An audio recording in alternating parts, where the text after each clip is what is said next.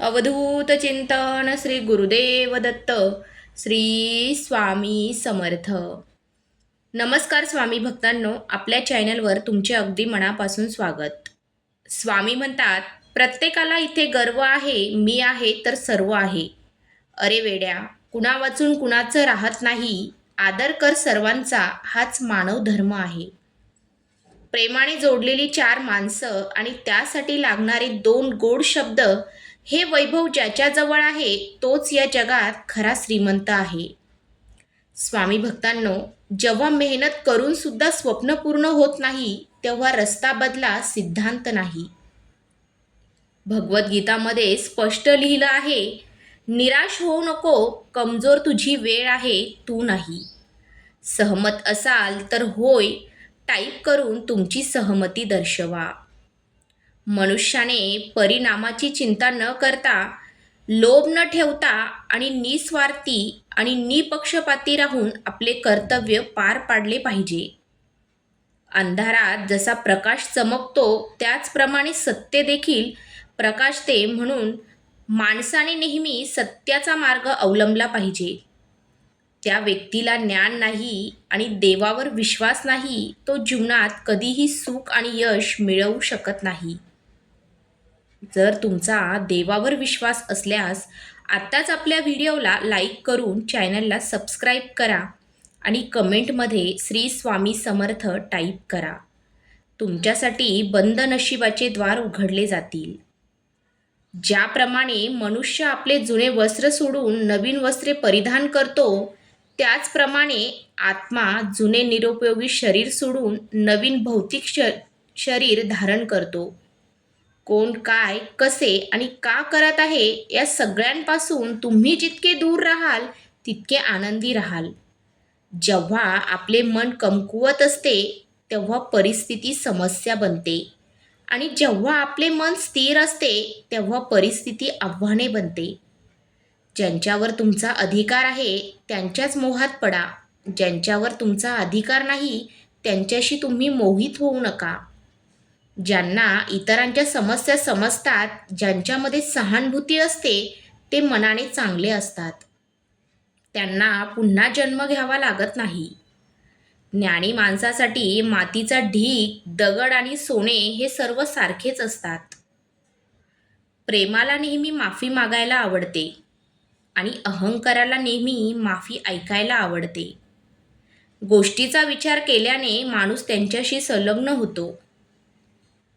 त्यामुळे त्यांच्यामध्ये इच्छा निर्माण होतात आणि त्यांच्या इच्छामध्ये अडथळा निर्माण होऊन क्रोध निर्माण होतो, जो नेहमी तुम्ही संशय घेतो. त्याला या जगात किंवा कोठेही सुख नाही.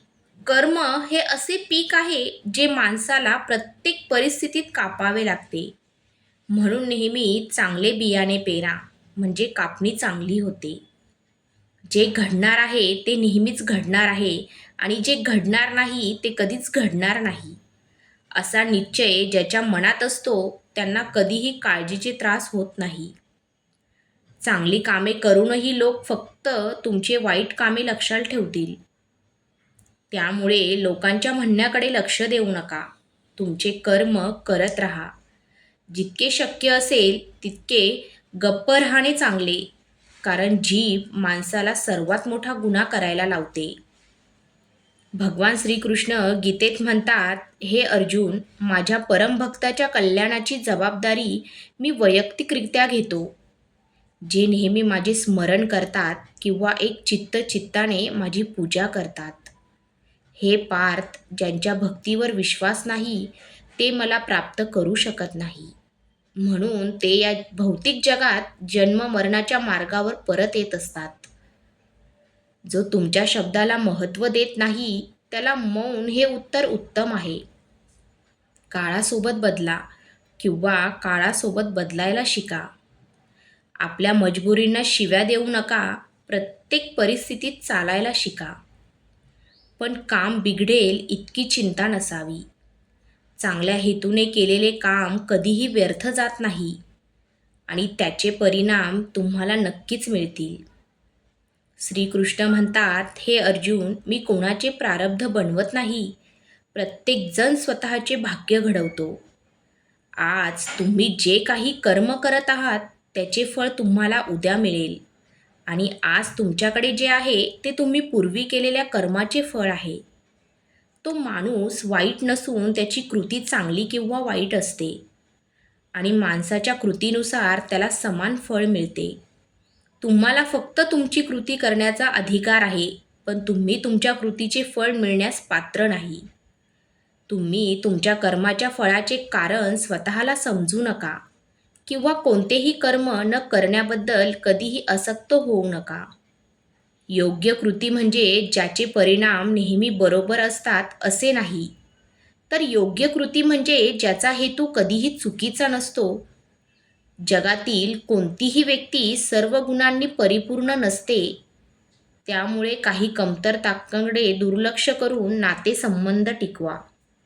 दुसऱ्यांच्या आयुष्याची नक्कल करून परिपूर्णतेपणे जगण्यापेक्षा अपूर्ण जगणे, स्वतःला ओळखून जगणे कधीही चांगले. जेव्हा भविष्य अंधुक होऊ लागते तेव्हा तुम्हाला तुमच्या वर्तनावर लक्ष केंद्रित करायला हवे. प्रयत्न करा, उपाय निघेल, आज नाही तर उद्या. अर्जुनाच्या बाणाप्रमाणे वाळवंटातूनही पाणी निघेल. आयुष्यातील सर्वात मोठी चूक ती असते ज्यातून आपण काहीच शिकू शकत नाही. माणसाची माणुसकी त्या क्षणी नष्ट होते ज्या क्षणी तो दुसऱ्याच्या दुःखावर हसायला लागतो. शरीरात राहणारा कधीही मारला जाऊ शकत नाही, त्यामुळे तुम्हाला कोणत्याही जीवासाठी शोक करण्याची गरज नाही.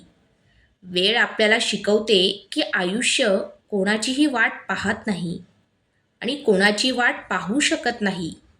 जो सर्वोत्तम खेळाडू आहे त्याच्यासोबत आयुष्यसुद्धा खेळते. प्रत्येकाचे दुःख सारखेच असते, पण प्रत्येकाचे धैर्य वेगळे असते. काही निराशेमुळे विखुरले जातात, तर काही संघर्ष करून उठतात. तर तुम्ही हा संदेश शेवटपर्यंत ऐकल्याबद्दल धन्यवाद. तर स्वामी भक्तांनो, आजचा स्वामी संदेश तुम्हाला कसा वाटला नक्की कमेंट करून सांगा. आणि असेच नवनवीन स्वामी संदेश ऐकण्यासाठी आपल्या व्हिडिओला लाईक आणि चॅनलला नक्की सबस्क्राईब करा. शिवहर शंकर नमामि शंकर, शिवशंकर शंभो. हे गिरिजापती भवानी शंकर, शिवशंकर शंभो. श्री स्वामी समर्थ.